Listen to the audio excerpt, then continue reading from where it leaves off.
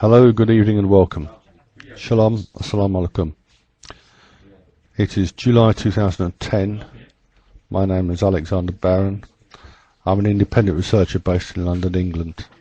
And this is Internet Sermon number 7 from me. It is also by far the most important document I have ever produced. I am not the only person who is currently reiterating this message. I am not the first.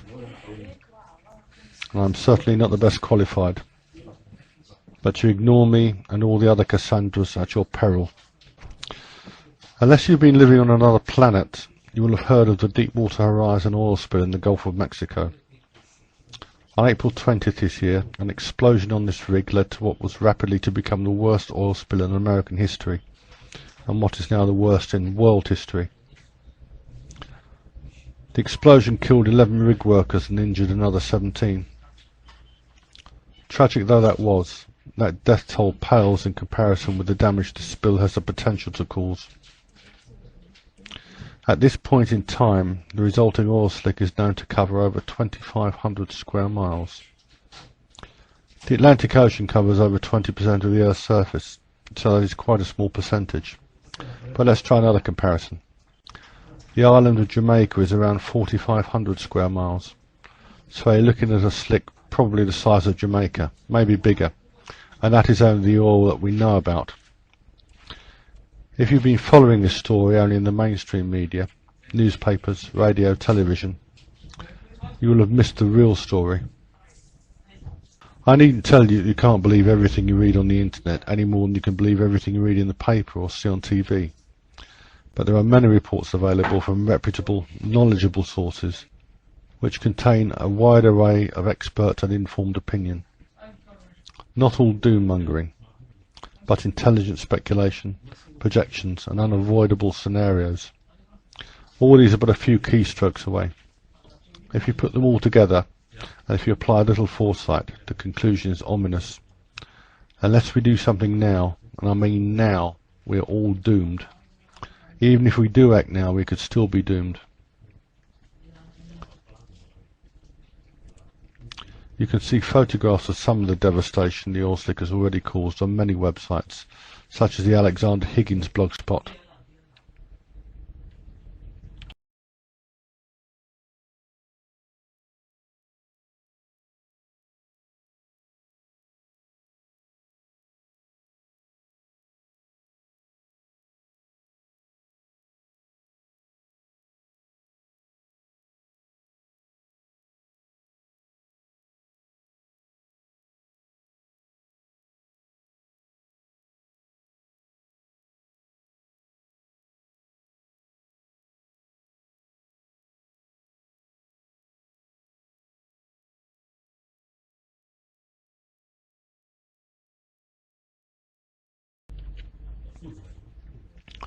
The devastation to wildlife is already clearly immense, but this is a drop in the ocean to what we can expect.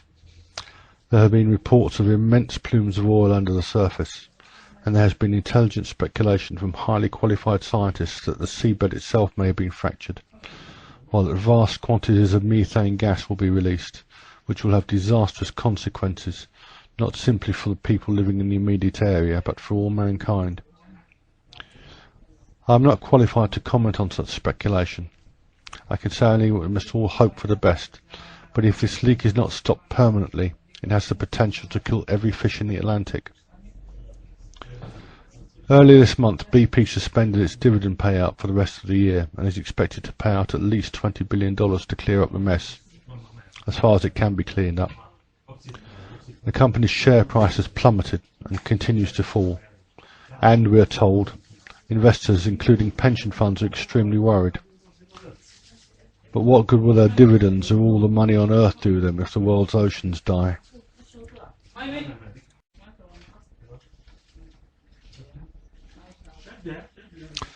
Now here's the heart of my message. We must shut down the oil now. On May 7th, the Obama administration banned offshore oil drilling, a ban which was extended on May 28th. Since his honeymoon period ended, Obama has come in for a great deal of personal criticism over many of his policies. But he should have been given a medal for this one. So what do the oil companies do? They take the US government to court, and a federal district judge in New Orleans, of all places, like Hurricane Katrina, District Judge Martin Feldman, lifts the ban. Is he and are the oil companies insane? What happens if there is another similar spill? This is a ludicrous decision. As I said, we must shut down the oil now, not just the deep sea drilling in the Gulf of Mexico, but everywhere. Leaving aside the terrible consequences of this particular disaster, doesn't anyone realise what all this drilling is letting us in for? Oil under the seabed is compressed, but if it is pumped out, what is going to replace it? They teach in primary school that nature abhors a vacuum. Extracting oil from under the sea, especially so far down, is a recipe for disaster. Whatever blame is rightly attached to BP, this was an accident waiting to happen. We, our planet, can't afford any more. Leaving aside phony pseudo-economic arguments against shutting down oil production, I hear people saying, we can't afford to, we need oil. There are no other sources of cheap energy available in such quantity. First, cheap is not a word we can afford to use after Deepwater Horizon. Second, if you think we need oil, that we have enough oil to last for the foreseeable future, or even for the next 50 years, check out the lecture on the exponential function by Professor Alfred Bartlett. You can find this on the YouTube website under the modest sounding title, The Most Important Video You'll Ever See. I would suggest you watch the entire lecture, but parts 5 and 6 are most relevant to fossil fuels, and no, this is not Professor Bartlett's title. There is not enough oil, and even if there were, the cost of extracting it in both economic and ecological terms is far too great. So what am I suggesting? What is Al's recipe for avoiding total global disaster? I've already written an article about this which was published on the Masaba News website, but I'd like to expand on it here for a wider audience. Firstly, we live on a planet that is rich in natural resources beyond all meaning of the word. We have three forms of power that are both free or virtually free and continuous. In order of importance, they are the sun, the waves and the wind. Some critics have complained that the free lunch that was once promised by solar power has not materialised. This is manifestly not true. What has not materialised is the willingness to invest in this still relatively new technology.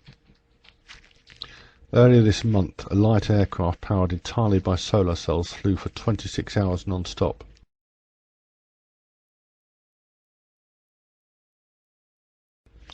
Okay, it will be years, probably decades before that feat can be repeated with the 747. But using the solar technology we have today, we could cover half the world's deserts with solar cells. All new buildings could have them built into their roofs.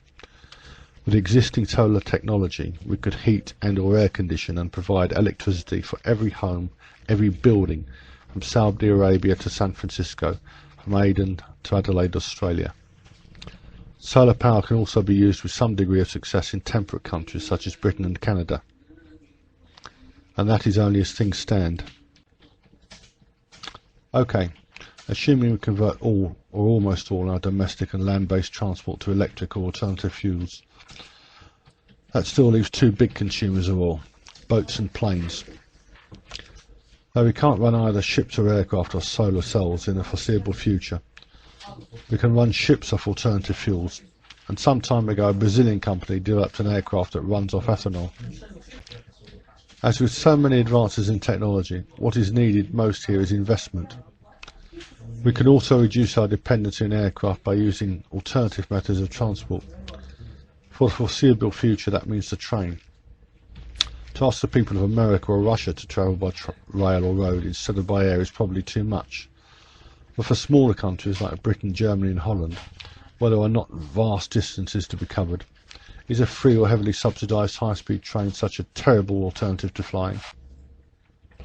It may take less than an hour and a half to fly from London to Edinburgh, as opposed to 4.5 to 5 hours by train.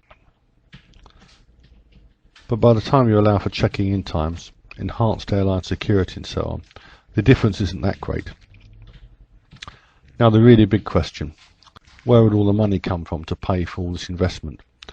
the implementation of alternative energy sources, the enhancement of existing such technologies, and the development of new ones. Who is going to pay for it? There's the rub.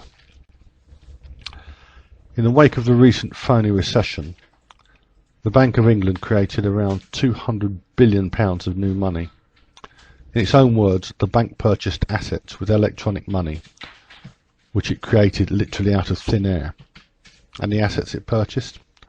Worthless bits of paper if that. What the bank could have done, and should have done, was create this new money, and instead of giving it to the banks, it should have spent it into circulation itself. This is what governments have done in the past to fund great public works, and this is what they should do now. Instead of creating new money and giving it to the banks to play stupid casino games, something they've as good as admitted in the past few weeks, they should create new money debt-free and put it to good use to save our planet, because it's the only one we've got. The 200 billion I alluded to is just the Bank of England. I suppose all the central banks of all the EEC countries and the Federal Reserve and some of the untold billions of Saudis and other oil-rich nations have squirreled away. Suppose that, or a tiny fraction of it, would have been invested now in alternative technologies. In October 2009, over 160,000 new cars were sold in the UK. That was a particularly good month, but imagine what it would mean for the environment if every one of these vehicles had been adapted for an alternative fuel. Imagine if similar resources had been invested in alternative technologies such as solar power, and what this would entail. Of course, regular economists ask, how can we afford it? The real question, though, is how can we not afford it? After all, we have millions of men and women in Britain who are unemployed, including graduates. The situation is no different in Europe or across the pond.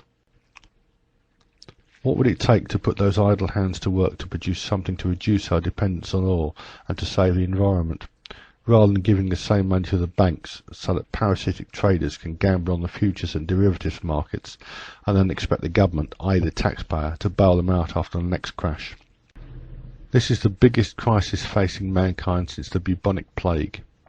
It is bigger than AIDS, bigger than global warming, whatever one thinks of that. Bigger than even a limited nuclear war in the Middle East.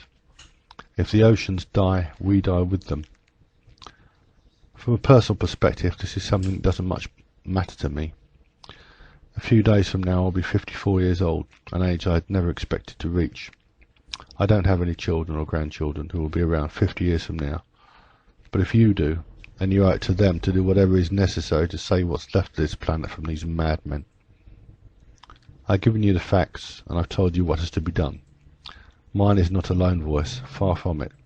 You ignore me and all the other Cassandras at your peril.